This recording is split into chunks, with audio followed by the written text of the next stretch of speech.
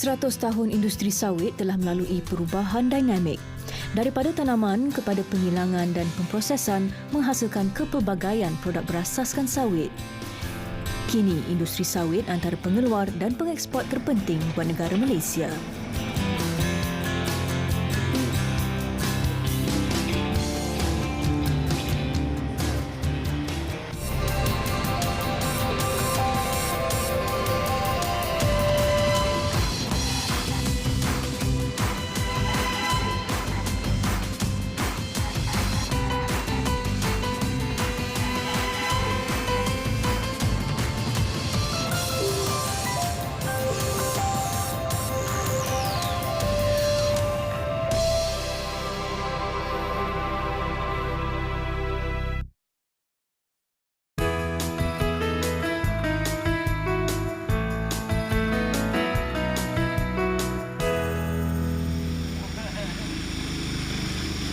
Dikenali sebagai Elias guinensis, pokok kelapa sawit berasal dari negara Afrika.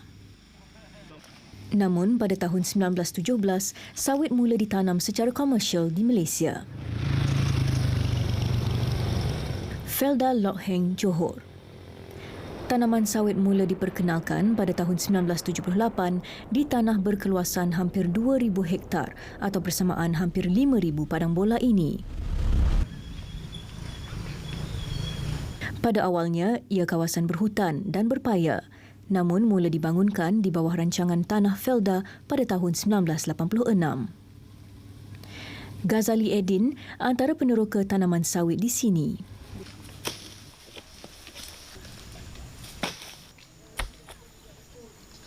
Kalau dari segi mula masuk ke Felda ni, kalau diingatkan memang tak naklah pergi kan. Kawasan terlalu teruk, jauh. Kemudian kita biasa duduk tak di pendalaman sangat walaupun di kampung.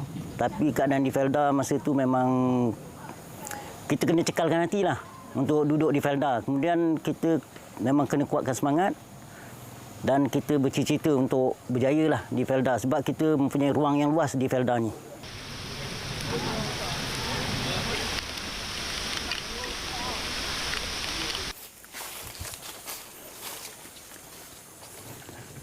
Ini contoh buah yang dah masak lah. Kita nampak gugur di bawah. Ini maknanya kita dah boleh kutip lah. Memang masak dia dah cukup lah. Macam mana kita nak tunjukkan kelapa sawit yang dah boleh kutip hasilnya? Pertama kita tengok dari segi warna merah. Kemudian kita tengok lagi dia dah digugur bawah. Dah ada beberapa biji gugur. Maknanya buah ni dah cukup masak.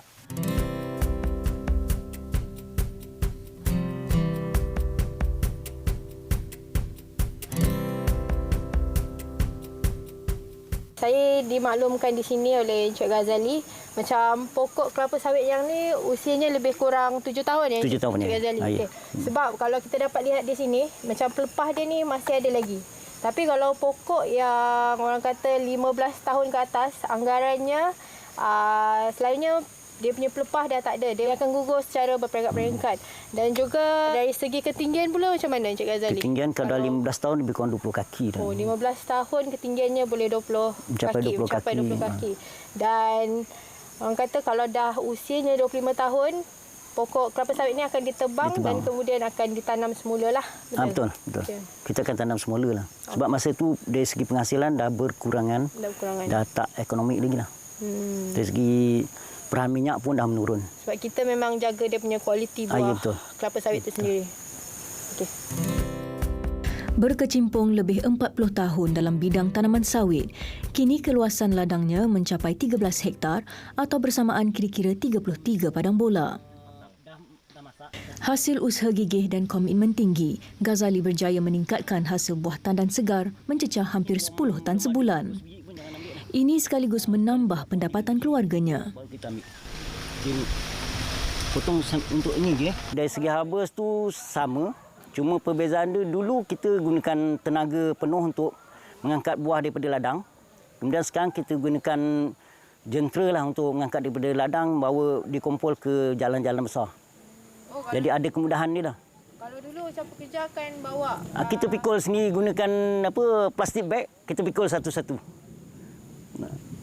Kalau sekarang kita gunakan disebut badang, masuk ke tiap lorong, kemudian kita ambil buah tu, kemudian kita kumpulkan tepi jalan. Kalau ada 10 pokok ke belakang, kita pikul lah.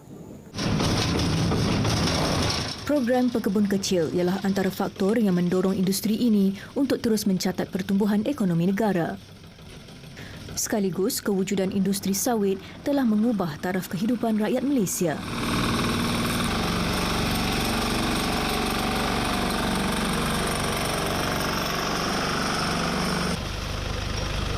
Lokasi strategik iaitu berdekatan dengan tanah rancangan lain, Felda Lok Heng turut menjadi sebuah tanah rancangan teratur dan moden.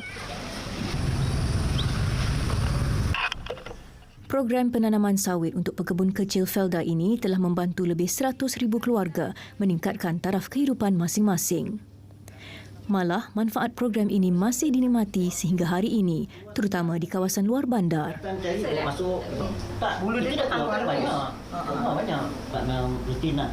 Kerana bila mau tumbuh tu saya masuk lah. Bulu tu banyak.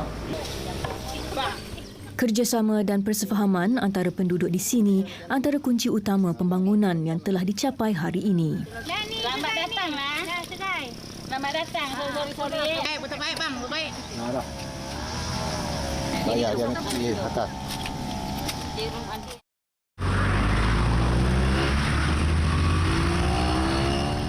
Felda Taib Anda, Johor. Rancangan Felda Taib Anda ialah rancangan sawit tertua sejak pembukaannya pada awal 1960-an. Malah penyertaan peneroka telah menyumbang kepada peningkatan pesat kawasan tanaman sawit negara kepada lebih 5 juta hektar pada tahun 2016. Berusia 80 tahun, Arsyad Yani antara peneroka generasi kedua yang menerima tanah untuk diusahakan. Gambar ni dekat mana? Generasi yang pertama, peringkat 1 itu 100 orang. 100 orang peringkat 1. Buat masa sekarang orang tu semua dah tak ada lah. Semua dah balik semua dah. Tinggal generasi kedua sekarang 161. 161 orang sekarang betul-betul tinggal 8 orang aja. Daripada 161 yang meninggal 153 orang.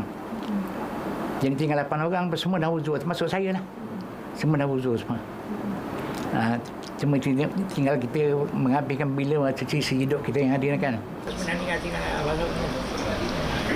Perdana Menteri Malaysia kedua, Tun Abdul Razak, prihatin terhadap masalah kemiskinan masyarakat luar bandar. Justru kerajaan memperkenalkan dasar mempelbagaikan tanaman agar tidak terlalu bergantung kepada tanaman getah. Pada tahun 1961, hampir 10,000 hektar tanaman kelapa sawit diusahakan. Mula-mula kita kerja secara royong kan. Kita belum tahu di mana kawasan kita. Pada masa itu. Kerja royong aja. Sekali saya pergi kerja sampai 100 orang lebih sekali bekerja kan. Pergi satu tempat kawasan. Kerja macam-macam lah. Kerja ambil barisan masing, ambil sebagai 2 baris. Kerja mendebas ya. Dia bukan racun belum ada lagi tu jam. Pakai tempat, pakai tenaga lah. Pakai cangkul. Dalam kelamaan kan kita dah dapat geran, dapat bagian tempat masing-masing kan. Dah tahu kawasan di mana. Masing-masing. Jadi sekarang lagi senang. Kita dah tahu kawasan kita kan, kebun kita. Penanaman sawit secara komersial di Malaysia bermula dengan 4 biji benih sawit yang ditanam di Bogor, Indonesia. Pada peringkat awal, pokok sawit ditanam sebagai tanaman hiasan. Namun penanaman sawit dikomersialkan oleh pengusaha ladang bangsa Perancis, Henry Fauconnier, di ladang Tanah Kuala Selangor.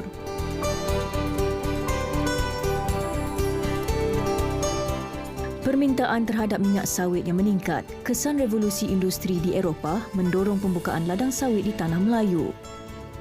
Ia menjadi titik sejarah buat industri ini. 1 abad industri sawit di Malaysia memberi perubahan besar buat Tanah Maram pada hari ini. Kini ia di bawah naungan Samdabi Plantation. Berusia 71 tahun, P. Alisa Jarajam pernah berkhidmat di sini. வீடெல்லாம் அழகாக இருக்குது வசதியாக இருக்குது கிளினிக் வச்சுருக்கேன்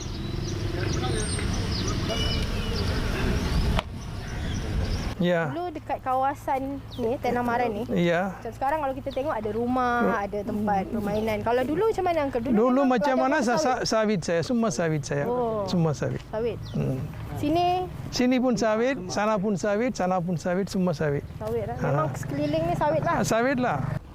Ni barulah ni Uncle. Ini semua baru.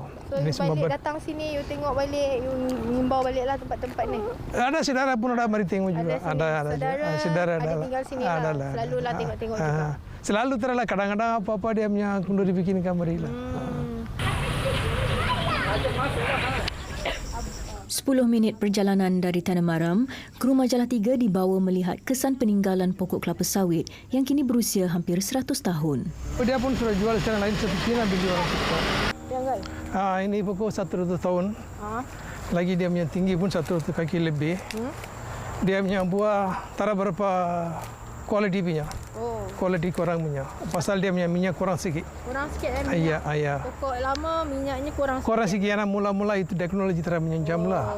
50% je dia punya. Lebih kurang lah. Ini pokok lama ke? Ini Ya. buah lama. Bukan baru dia jatuhnya. Di dekat sini, Ya. seperti yang saya difahamkan oleh Uncle Alex, yang kita dapat lihat pokok sawit ni adalah antara yang tertua di kawasan ni dan usianya lebih kurang 100 tahun Uncle. Ya. 1917 adalah tahun pertama di mana industri sawit dikomersialkan dekat Malaysia lah. Ya.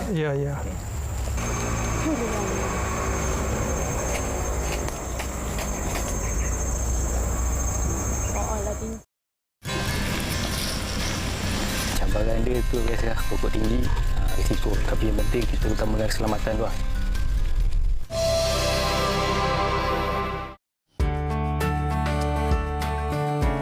Kluang Johor. Stesen Penyelidikan Lembaga Kelapa Sawit Malaysia (MPOB) menempatkan pelbagai jenis baka sawit terbaik yang dikumpul oleh penyelidik melalui ekspedisi ke Afrika dan Amerika Selatan. Ia bertujuan untuk menghasilkan baka sawit berkualiti.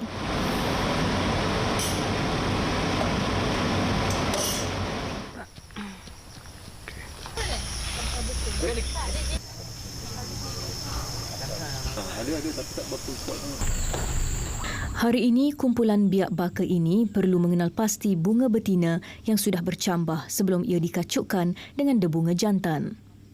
Kami dimaklumkan, proses kacukan debunga ini ialah secara manual yang dilakukan sebelum ejen pendebungaan Weevil diperkenalkan. Berkhidmat hampir 2 tahun, Syukur Malik perlu menyembur debunga jantan setelah seminggu proses pembungkusan bunga betina. Bagaimanapun, dia perlu berhati-hati ketika memanjat pokok kelapa sawit berketinggian 5 meter ini.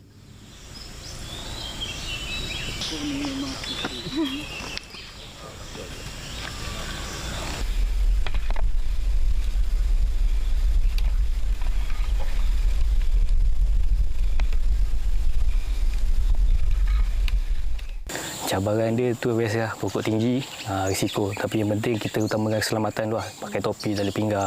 Macam kita kan banyak guna bahan-bahan kimia, contoh macam Shiltok, formalin. So penutup mulut tu kita kena sedia pakai lah. Penyemburan perlu dilakukan dengan berhati-hati agar tidak ada sebarang serangga atau benda asing masuk ke dalam bungkusan bunga betina ini.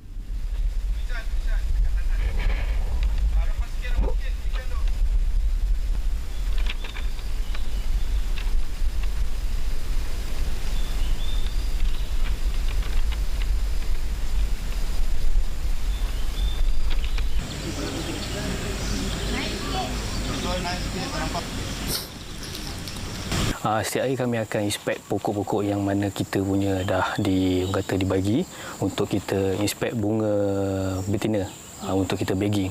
Okey, selepas bagging tu tengok lepas 8 hari lebih kurang macam tu kita akan pollen.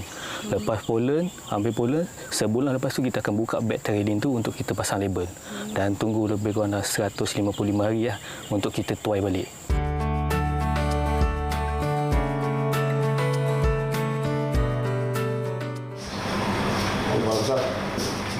Sementara itu, di Makmal Penyelidikan, Dr. Muhammad Din Amiruddin bersama pembantu penyelidik mengenal pasti kualiti debunga jantan yang telah diproses sebelum digunakan untuk dikacukkan dengan bunga betina. Pendebungaan terkawal ini penting untuk penyelidikan terhadap kacukan daripada pelbagai jenis kelapa sawit. Ini bagi menghasilkan baka benih terbaik dalam peningkatan hasil minyak sawit.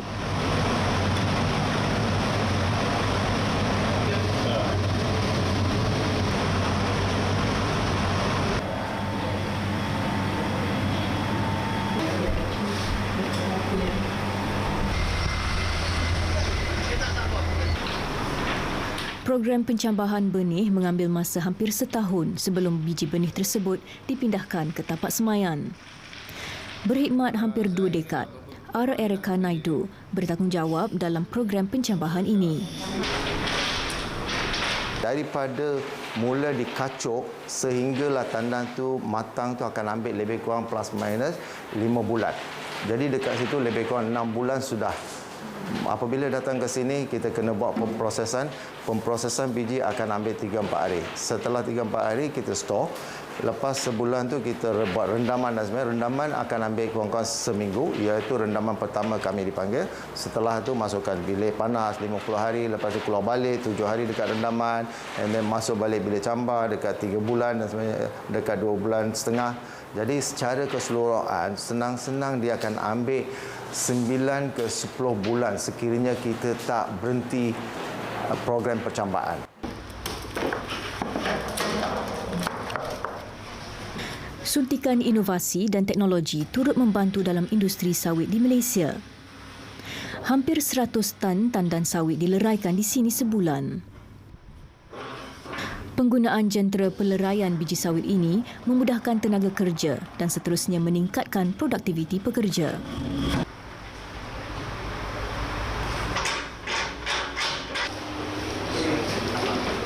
Proses seterusnya, kulit benih sawit dileraikan untuk mendapatkan bijinya. Proses ini dijalankan hampir 8 jam sehari.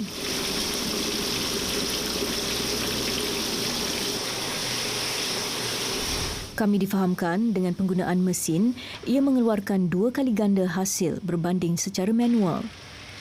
Malah, cara ini mampu menjimatkan masa dan tenaga kerja.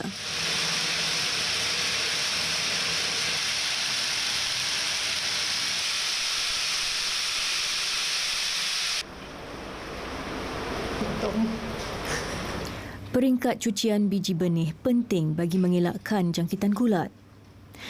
Justru sepanjang 3 bulan di makmal, proses pencucian benih akan dilakukan berulang kali dan perlu dikeringkan di bilik bersuhu 40 darjah Celsius.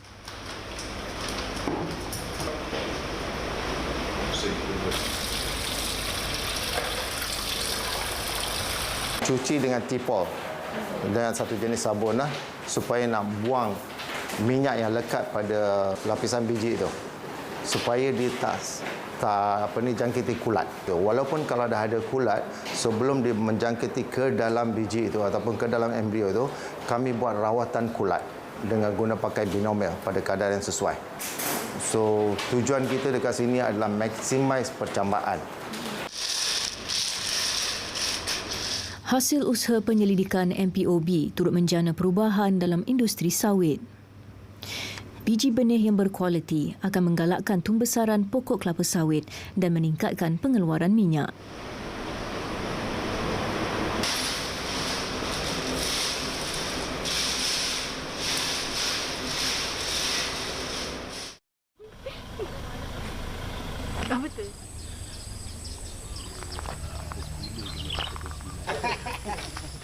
Di tapak semayan ini, alias Aman dan pembantunya melakukan proses pemindahan biji benih. Setelah hampir 3 bulan di makmal, biji benih ditanam dalam bekas ini. Pada peringkat awal ini, pemantauan bekalan air, matahari dan baja penting dalam tumbesaran biji benih kelapa sawit. Pokok kelapa sawit berada di tapak semayan ini selama kira-kira 12 bulan sebelum dijual kepada pekebun kecil. Dari segi penjagaan dia memang kena rapilah. Sebelum kita keluar tu kita pastikan pokok-pokok tu betul-betul sihat lah. Biasanya masa buat jualan kita ada pemilihan pokok yang dinamakan takai lah. yang mana pokok tu yang sehat saja, yang dikata normal, baru kita boleh buat jualan lah.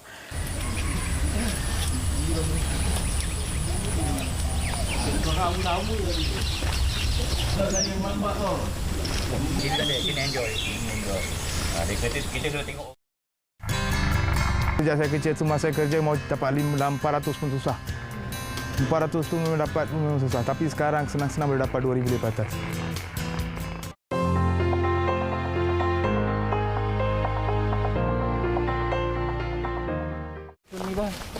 Bila-bila kalau Sabak berenam Selangor.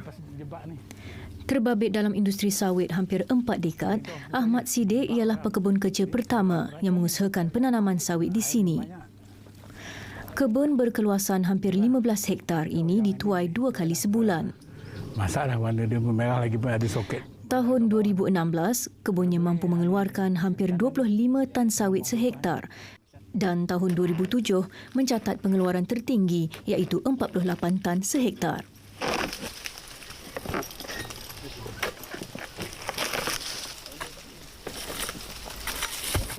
Jadi bila kita buat cabaran-cabaran daripada penduduk setempat, pertama orang tak, kita nak buat satu pembaharuan tu amat susah kan.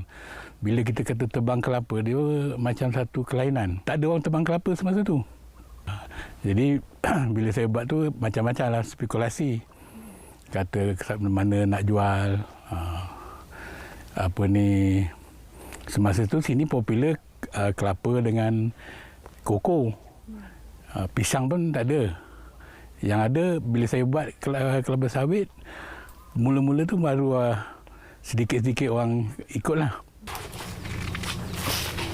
Berpandukan nasihat pegawai tunjuk ajar dan nasihat sawit atau TUNAS di bawah MPOB, Ahmad mempraktikkan amalan pertanian baik dengan menggunakan baja sebatian yang sesuai dan seimbang.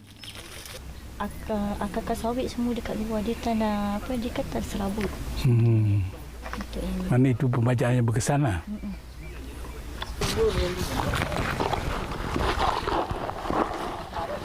Kajian kita ialah untuk mencari teknologi-teknologi baru yang boleh meningkatkan hasil dan memudahkan kita kerja. Sebab tak ada teknologi baru ni yang menyusahkan kita. Semua akan menyenangkan kita. Alhamdulillah lah yang kita ceburi dalam bidang industri sawit ni dengan bantuan MPOB. Kita dapat meningkatkan pertama dari segi pengetahuan amalan agronomi, dari segi penggunaan pengurusan ladang yang betul, baja yang betul, anak benih yang DXP tulen, cara penuaian yang betul. Jadi kita dapat meningkatkan kita punya reputasi makin meningkat lah. Dan alhamdulillah hasil yang kita capai itu atas usaha sama di bimbingan MPOB. Perladangan sudah sebati dengan dirinya. Selain mengusahakan tanaman sawit, dia turut mengusahakan kebun pisang seluas 2 hektar. Ia juga dapat meningkatkan pendapatan keluarga. Malah anaknya turut membantu ketika ada masa yang terluang.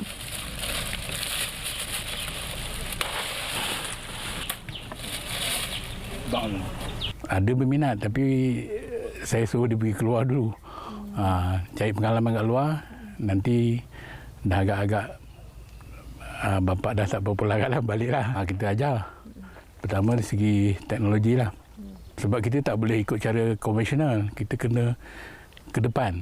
Sebab sawit ni dia macam komputer. Kita ketinggalan, dia makin tinggal jauh-jauh. Dia macam tu. Menghadiri Teluk Intan, Perak. MPOB ialah antara agensi di bawah Kementerian Perusahaan Perladangan dan Komoditi. Dan agensi ini kerap mengadakan perjumpaan dengan pekebun kecil di sini. Pastikan pekebun kecil ni benih yang baru ini akan meningkatkan pengeluaran kelapa sawit. Sejak kelapa sawit mula dan dalam 100 tahun yang untuk mendapatkan subsidi penanaman semula. Sektor sawit kita telah bertambah dengan begitu maju dalam 100 tahun ini. Dalam 60-an, 70-an, kerajaan telah memulakan skim Felda, Felkra untuk membasmi kemiskinan.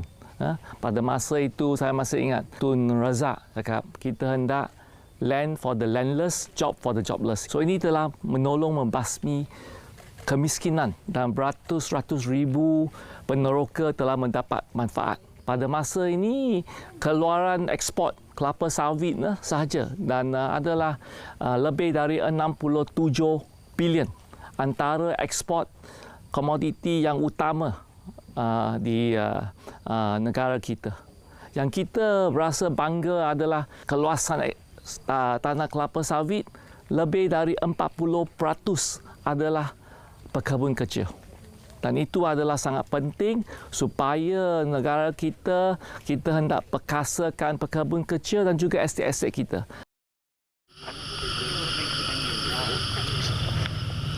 Pulau Keri, Selangor. Seawal jam 5 pagi, pekerja ladang mula berkumpul untuk dibahagikan tugasan. Mari, adik. Jamilah. Perkembangan industri sawit era moden ini banyak memberi sumbangan kepada kesejahteraan ekonomi negara.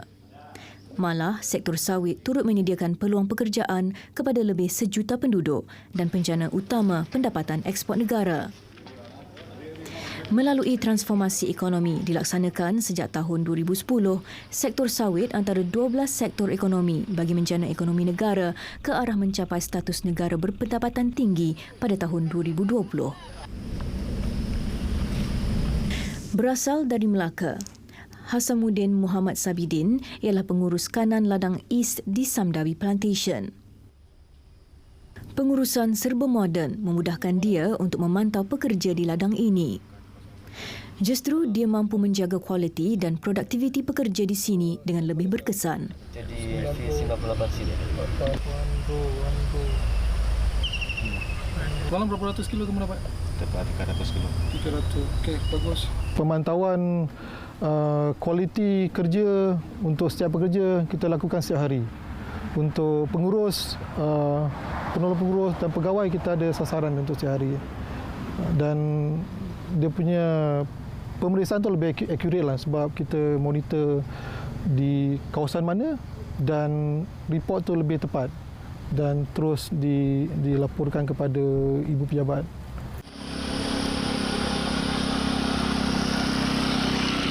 Kawalan biologi yang mesra alam dapat mengurangkan penggunaan racun dalam mengawal serangga perosak dan penyakit tanaman sawit.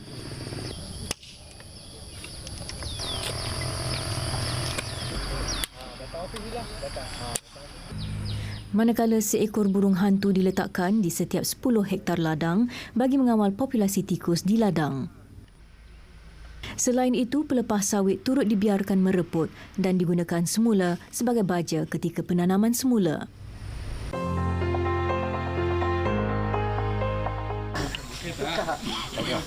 Transformasi industri sawit turut memperkenalkan Elaedobius cameruncus atau dikenali sebagai kumbang pendembungaan weevil pada tahun 1981.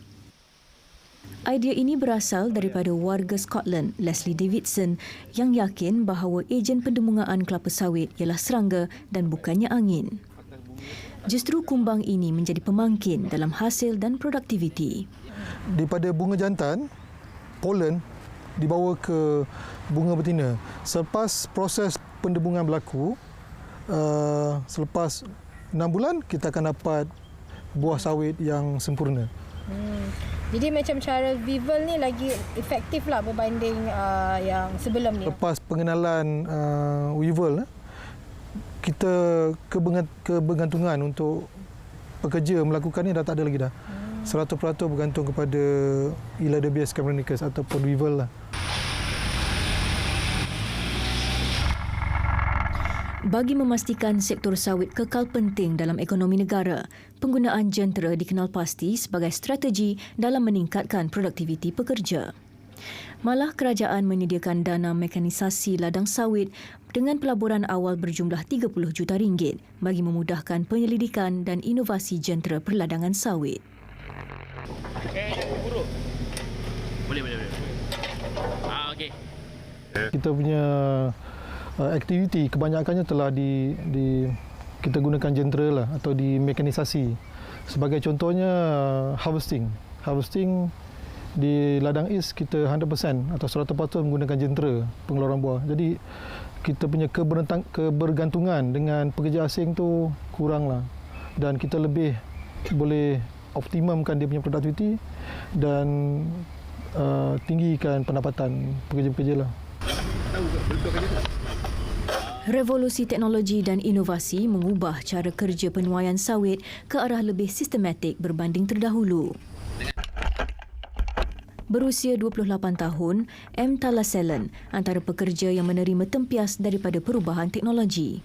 Dulu masa saya atau sejak saya kecil tu masa saya kerja mau dapat 400 pun susah. 400 tu memang susah, tapi sekarang senang-senang boleh dapat 2,000 lebih atas. Macam saya punya sejak sekarang saya punya pemotong boleh dapat sampai 29 gaji. Dia boleh dapat 29 gaji, ada yang lebih dari itu ada. Sebab kita punya ni, sebab cara kita dengan kita punya macam cara yang kita sekarang kerja tu sudah different daripada dulu. Pasal tu kita sudah dapat kita hasil lebih lah daripada yang dulu. Perkembangan sektor peladangan turut mendorong pertumbuhan sektor penghilangan memproses buah sawit dan produk-produk berasaskan sawit.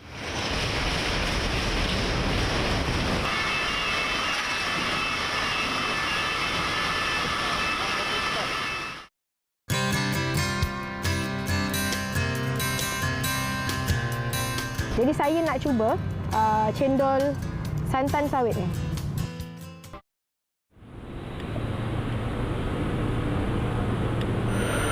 Bangi Selangor. Dalam 100 tahun ini, Malaysia telah menyaksikan pertumbuhan dalam sektor sawit negara. Perkembangan inovasi minyak sawit tidak kurang menakjubkan. Ia bukan sahaja digunakan sebagai minyak dan lemak yang boleh dimakan, malah turut meresap dalam setiap aspek kehidupan. Berkhidmat lebih 2 dekad di MPOB, kejayaan Dr. Zaidah Zainal dalam menghasilkan santan sawit antara alternatif bagi mengubah gaya hidup sihat masyarakat Malaysia.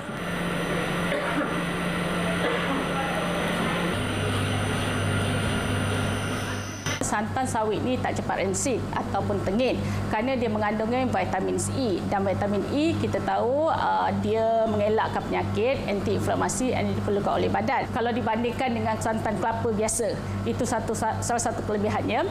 Bila kita letakkan di dalam tempat makanan atau kita masak untuk 1 hari 2 hari, jadi makanan yang kita buat tak cepat basi.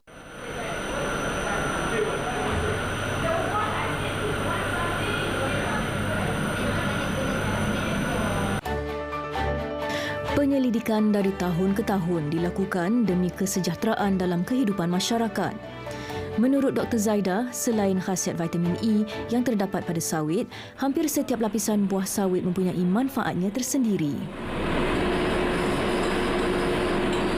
Hanya orang masih tak perasan, tak tahu bahawa susu yang kita minum, susu milk yang kita minum buat teh tarik itu sebenarnya dibuat daripada minyak kelapa sawit. Colgate yang kita gunakan, yang kita untuk ini pun dibuat daripada minyak kelapa. Saya rasa minyak sawit memang amat diperlukan dalam kehidupan seharian. Bukan saja untuk frying, masak, tapi untuk guna benda-benda lain.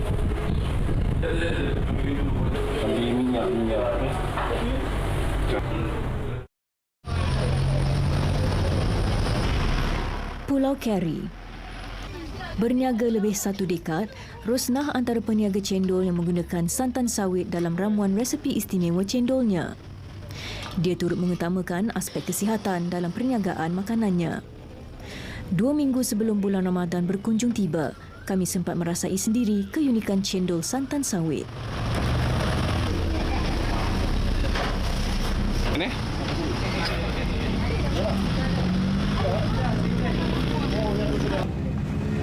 Okey, ni cendol santan sawit kan?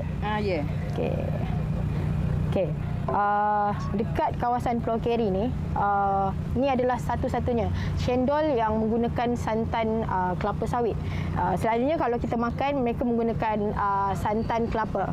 Tapi orang kata dengan inovasi dan penyelidikan yang telah dibuat mengikut peredaran zaman, sekarang ni kalau dulu biji sawit ni orang gunakan untuk minyaknya saja. Jadi saya nak cuba cendol santan sawit ni.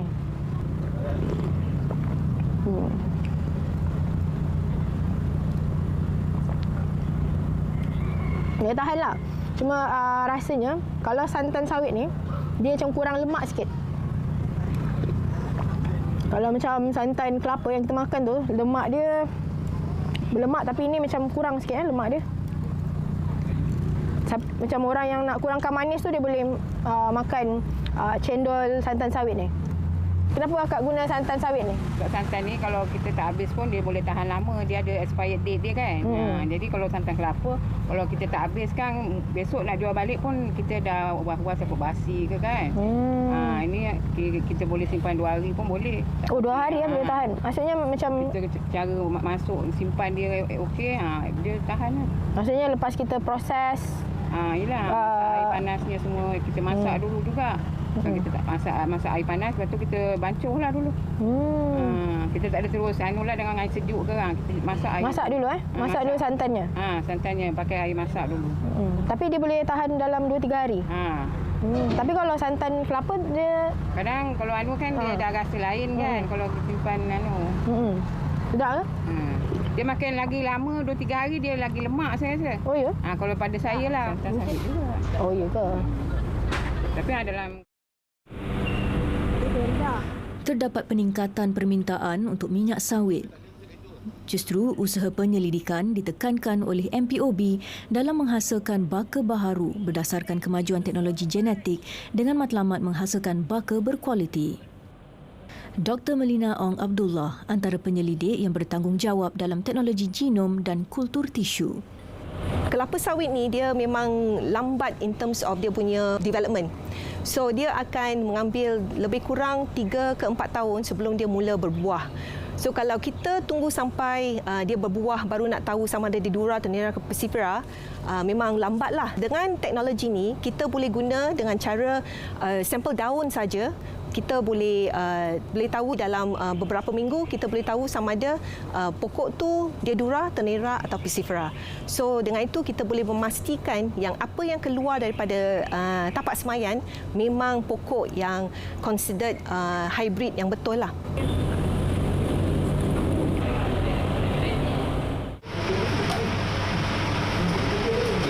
Selain melakukan penyelidikan genom, di makmal ini turut membuat pengklonan terhadap baka kelapa sawit yang terbaik. Usaha kultur tisu yang dijalankan dapat membantu peningkatan hasil pengeluaran minyak sawit yang berkualiti tinggi.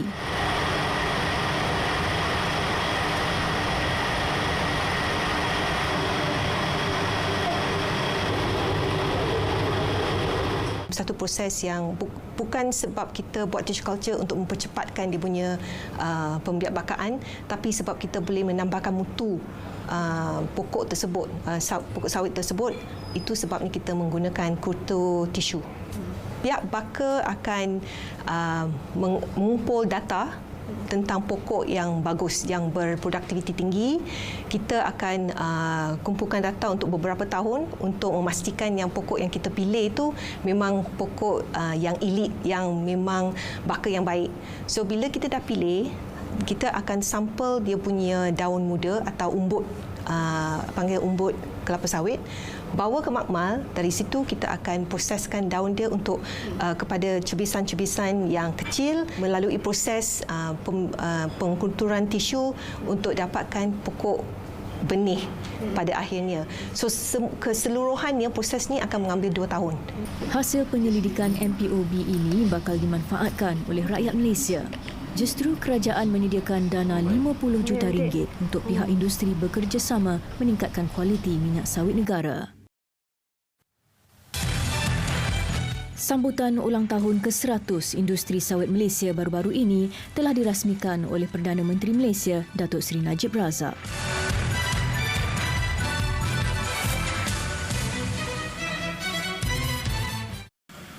Melabur dalam aktiviti penyelidikan dan pembangunan serta pengkomersialan atau R&D&C. Ini perlu kita tingkatkan. Sejak 10 tahun yang lepas, sebanyak 1.8 bilion ringgit telah dibelanjakan bagi tujuan R&D&C dalam meningkatkan kecekapan operasi dan kualiti minyak sawit serta penghasilan produk-produk hiliran bernilai tinggi sekaligus melonjakkan Malaysia sebagai peneraju teknologi industri sawit global. Untuk akan datang, penyelidikan akan diteruskan. Sekarang ni kita buat penyelidikan yang menjurus kepada masa hadapan. Contohnya ialah dari segi penyelidikan bioteknologi, penyelidikan genom contohnya. Bila penyelidikan genom ni, kita mengenal pasti jin ataupun baka-baka yang mana boleh mengeluarkan minyak yang lebih berkualiti dan juga minyak yang tahan, yang mempunyai yang lebih berkhasiat. Satu abad industri sawit mengorak langkah dan antara tanaman paling produktif dalam memenuhi keperluan global. Penyelidikan berterusan agar industri sawit menjadi pemangkin ekonomi terpenting buat negara Malaysia untuk 100 tahun akan datang.